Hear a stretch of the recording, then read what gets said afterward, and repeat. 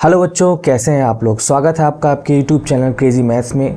आज हम लोग बहुत ही important topic up stream and down stream concept पे आज हम लोग डिस्कशन करेंगे। ये आपका क्लास 10th और कुछ कंपटीशन एग्जाम के पॉइंट ऑफ व्यू से बहुत इंपॉर्टेंट है। तो चलिए बिना समय बर्बाद किए शुरू करते हैं।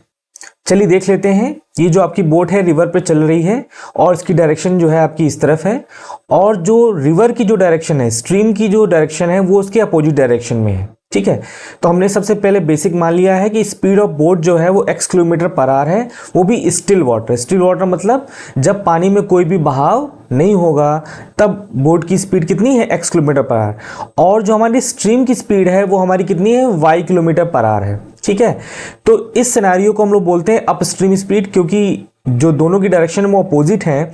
तो अप स्ट्रीम स्पीड क्या होगी आपकी, अप स्ट्रीम स्पीड जो हो जाएगी वो हो जाएगी x minus y kilometre per our.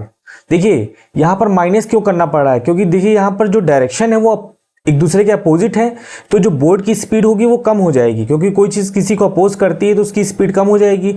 ये देखिए दूसरा केस क्या है, बोर्ड की स्पीड जो है वो इस डायरेक्शन में है और जो स्ट्रीम की स्पीड भी है वो भी बोट की डायरेक्शन में है।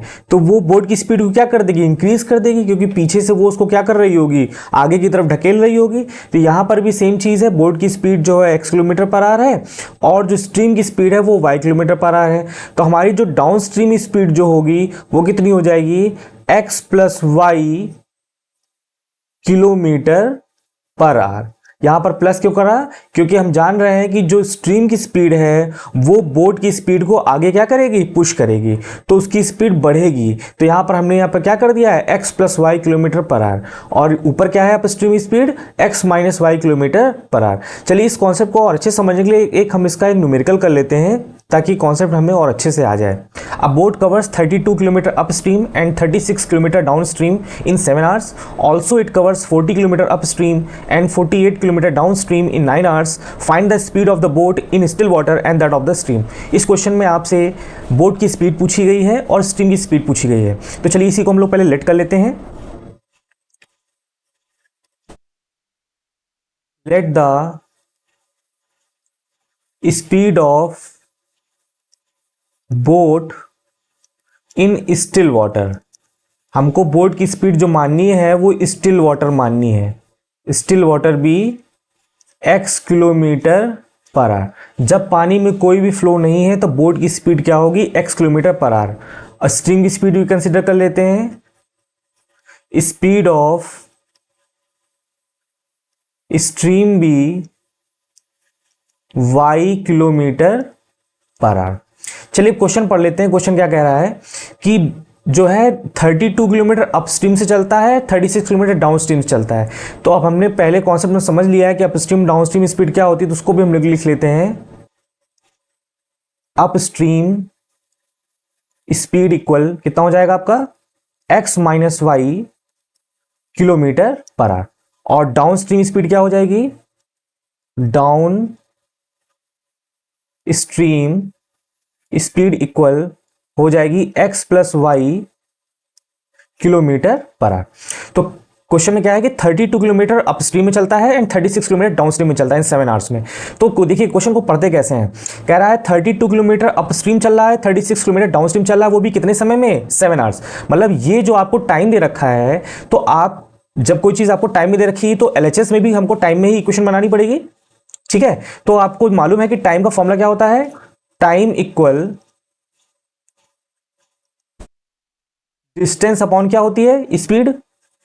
तो अगर कोई आपसे कहे कि 32 किलोमीटर अपस्ट्रीम चलना है, इसका मतलब ये है कि 32 किलोमीटर आपकी क्या हो गई, डिस्टेंस, और अपस्ट्रीम स्पीड आपको पता है अपस्ट्रीम स्पीड कितनी होती है, x माइनस वाई। तो टाइम कोई पूछे कि अपस्ट्रीम स्पीड का टाइम क्या हो जाएगा, तो कितना हो जाएगा, 32 अपॉन x माइनस वाई। तो केस फर्स्ट क्या होगा आपका, केस फर्स्ट जो होगा वो होगा 32, ऊपर हमने क्या रखा, डिस्टेंस रख दिया, और नीचे में क्या रखा, स्पीड, क्योंकि हमें टाइम इक्वेशन बनानी है। ध्यान से देखिए ये फॉर्मूला लिखा हुआ है, टाइम इक्वल जो है वो डिस्टेंस अपॉन क्या है, स्पीड है।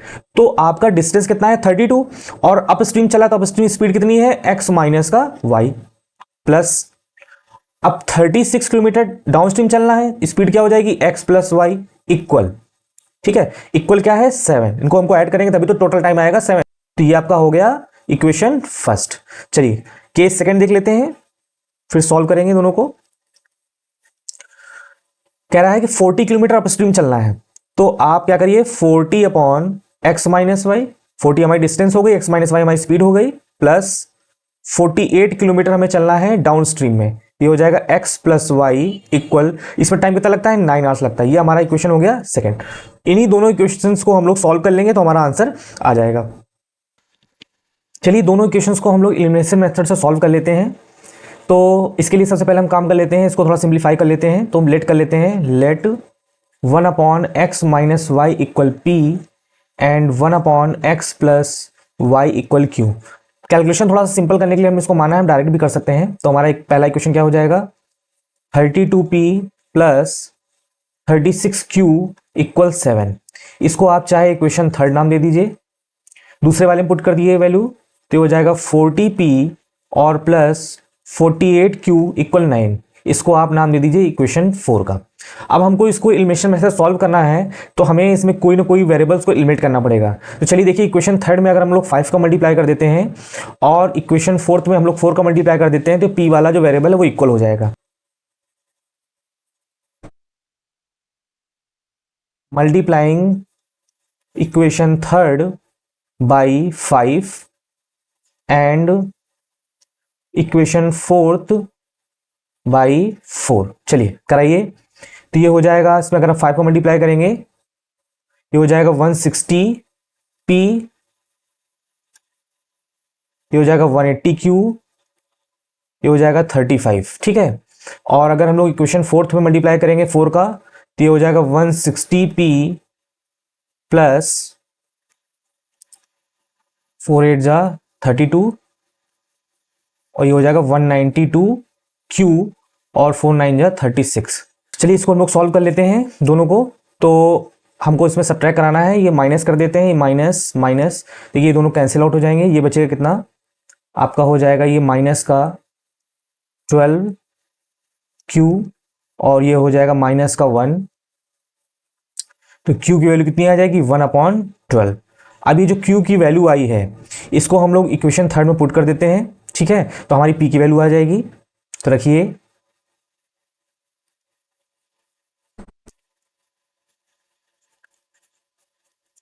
Put the value of q in equation third. आपकी जो थर्ड इक्वेशन है वो क्या है इसको देख लेते हैं। 32p प्लस 36q इक्वल 7 लिख लेते हैं यहां पर। 32p प्लस 36q इक्वल 7 रखिए यहां पर। ये q की वैल्यू कितनी आई 1/12 आई, रखिए यहां पर। 32p plus 36 into 1/12 equals to 7। इसको सॉल्व कर किया जाए, 32p कितना हो जाएगा ये 3 इक्वल्स टू 7। p की वैल्यू हो जाएगी 4/32, p की वैल्यू कितनी आ गई 1/8। तो आपकी जो p की जो वैल्यू आई है वो आ गई है आपकी 1/8। तो क्वेश्चन जो हमारा वो x और y में है, तो अभी p और q की वैल्यू आई है। q हमारा कितना आया था 1/12। ठीक है, इसमें हम लोगों ने ऊपर लेट किया हुआ है ना, उसमें हम लोग वैल्यू पुटअप कर देते हैं। हमने क्या लेट किया था, let 1/x minus y equals to क्या पुटअप किया था p। तो यहां पर रखिए, यहां पर ये हो जाएगा 1/x minus y equals to 1/8। तो implies that x minus y equals to 8। ठीक है, और नीचे क्या कंसिडर किया था x plus y equals to q। तो यहां पर रखिए 1/x plus y equal 1/12 implies that x plus y equals 12। अब ये जो दो इक्वेशन मिली है इन्हीं को सॉल्व कर लीजिए, आपका काम बन जाएगा। देखिए इनके कोएफिशिएंट भी इक्वल है, सिर्फ हमको सिर्फ इसको एलिमिनेट करना है। y एलिमिनेट हो गया, कितना हो जाएगा 2x इक्वल हो जाएगा 20, x की वैल्यू हो जाएगी 10। ठीक है, अब x की वैल्यू उठा के इसी में रख दीजिए, तो कितना हो जाएगा 10 माइनस वाई इक्वल्स टू 8। तो y की वैल्यू कितनी हो जाएगी 2। तो आपने क्या माना था 10x को, क्या माना था आपने, माना था x को स्पीड ऑफ बोट। तो फाइनल आंसर कितना हो जाएगा, speed of boat in still water equal 10 kilometre per our. Speed of stream जो है वो हो जाएगा 2 किलोमीटर पर आवर।